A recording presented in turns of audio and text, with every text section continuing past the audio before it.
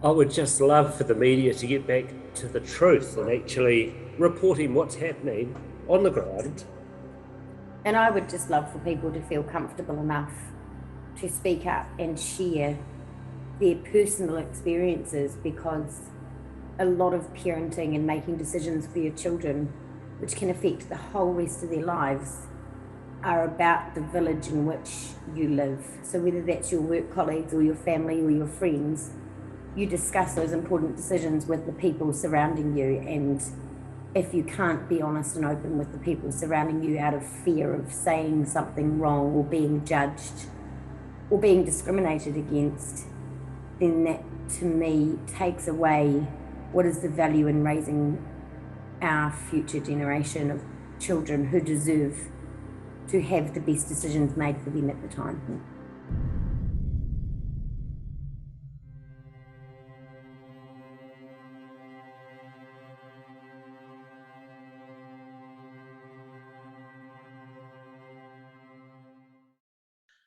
I'm Liz Gunn, and the other day I filmed a piece where I spoke to a One News reporter who was on day one of the rollout of the jabs for our 5 to 11-year-old children, our tamariki, our precious next generation of New Zealanders. I was at that event centre on the North Shore, and I was told by somebody in the crowd that there were reports that up to 5 children had had collapses after day one of the rollouts. Now, what I tried to explain over and over again, but many people missed the thrust of that story was a piece of journalism by us saying, what is happening to journalism in New Zealand? The question I was asking was, why are you not going back to report on something which you have the resources to report on and you have the responsibility to put out in mainstream media if there are any questions around this rollout? All I asked her to do was go back and investigate. I was not saying it was definitive that there were 5 children who had been jab injured. I was saying, with a news story like this, if it has any legs, as we used to say in the newsroom, if it has any truth to it, that means it is absolutely essential that our mainstream media journalists investigate, find out if it has any truth, and then bring it to us on mainstream media so that parents who wish to do this jab are fully informed of both the benefits that the government claims it has for our children. Many people are questioning that, and the risks it has for our children. And they can weigh up then, do the risks outperform the benefits? That's called informed consent. And that's what we never had with our adult rollout of these jabs. Our government hid from us the enormous number of jab injuries. On day one, I felt really concerned to hear the crowd talking about potential injuries to our children. Tonight, we are talking to somebody from Christchurch who can bear witness to children reacting to that jab rollout today. The reason it's a blank screen is because these people have their reasons for not wanting to go public. And having interviewed many adults who were jab injured, including the leading case, Casey Hodgkinson, Casey was in terrible, terrible pain from the day after she had it. And she had so many cruel comments, cruel trolls, people who were trying to belittle and deny what her injuries were. Frankly, I don't blame anybody who wants to remain anonymous and yet tell the truth of what they're seeing. So Free NZ, Liz Gunn here, this media, you can contact us at liz.gunn@freenz.org, and we will honor your anonymity if you want it. We simply want to be able to check out the veracity of your stories and then present them, even if it is off screen. We want to present them to the New Zealand public, the parents of New Zealand, who can then make informed decisions. So we're having to change the names. We're having to not show the identity to protect these people who wish that. But as responsible New Zealanders, these two have felt they simply cannot sleep tonight if they don't tell the truth of what they saw at the jab centre in Christchurch. I'm going to call you John and Jane. Welcome to you both tonight. Thank you, Liz.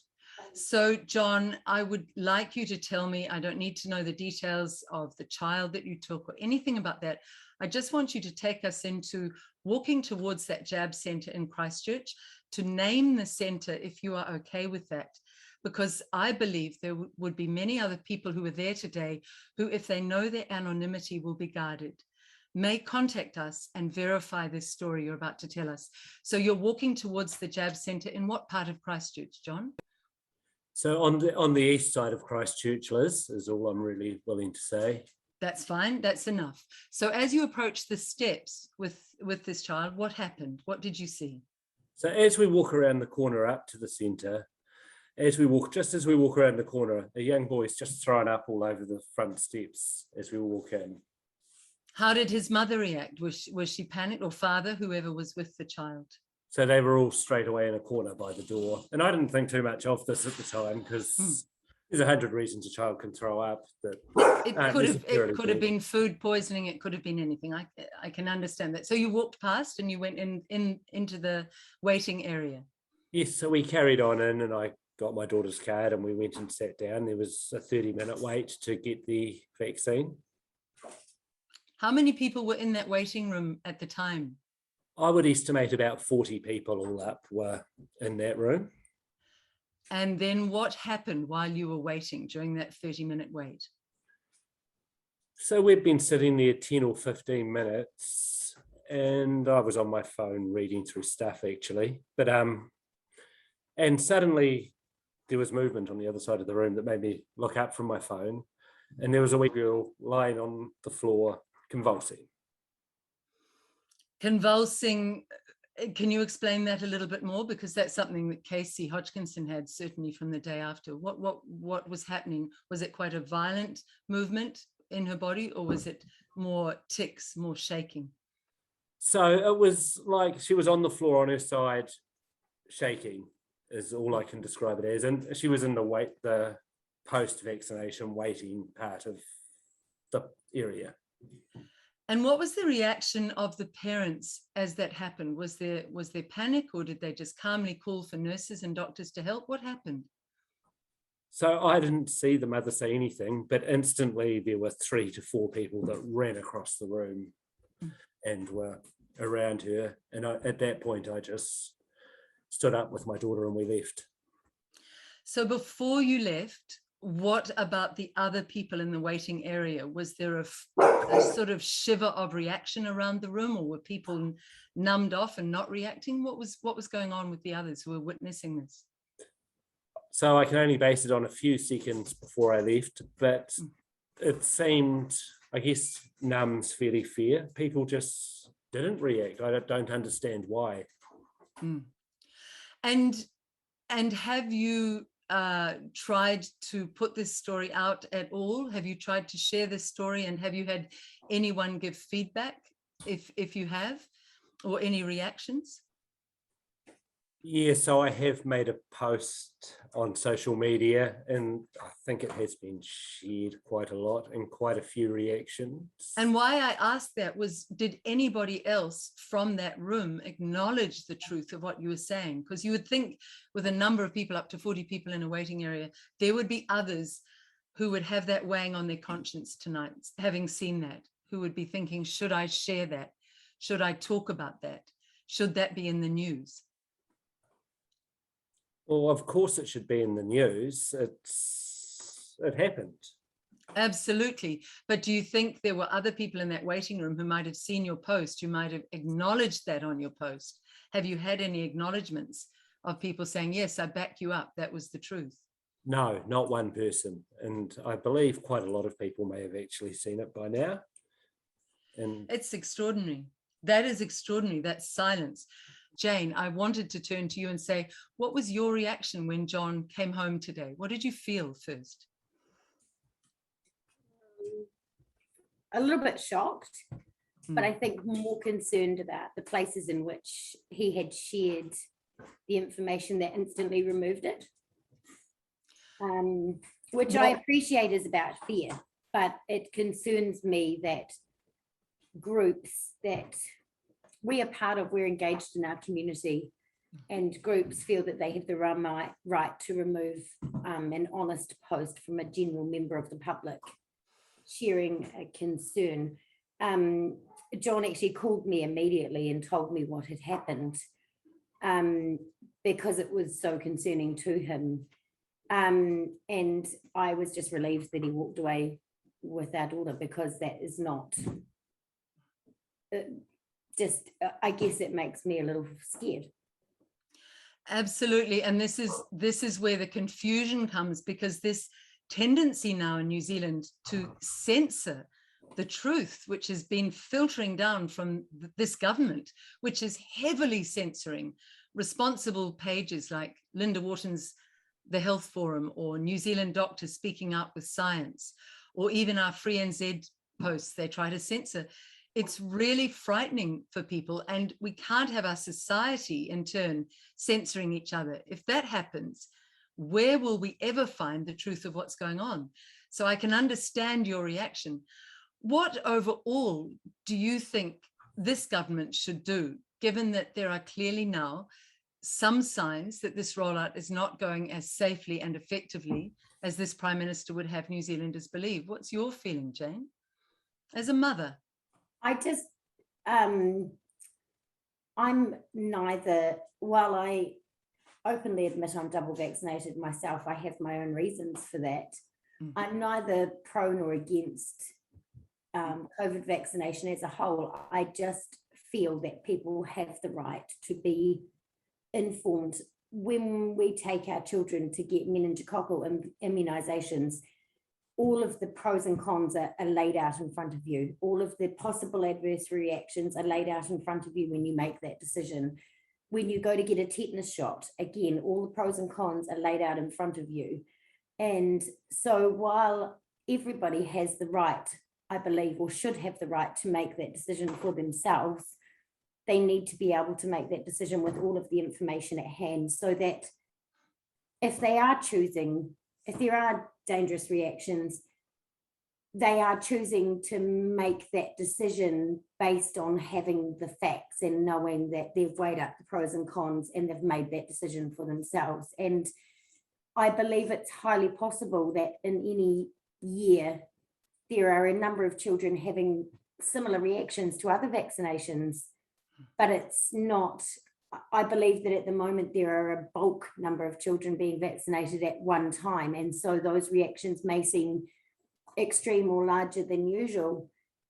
But if that is the case, then why are medical professionals not allowed to talk about it? Why are people not allowed to talk about it? And why is it being covered up? Because if it was normal, there would be no reason to cover it up. And it's actually that concerns me more than anything else. We've made the decision we made today to sit back and wait and see what more we can find out. And I guess the thing is, we trust our own medical professionals to give us accurate information, but in saying that, also well aware that they're also under obligation to say what they're told. That's certainly the feeling that I have, and whether that is accurate or not, I do not know, but that's how I view it at this time. Jane, what a deeply, deeply thoughtful, intelligent response and responsible response.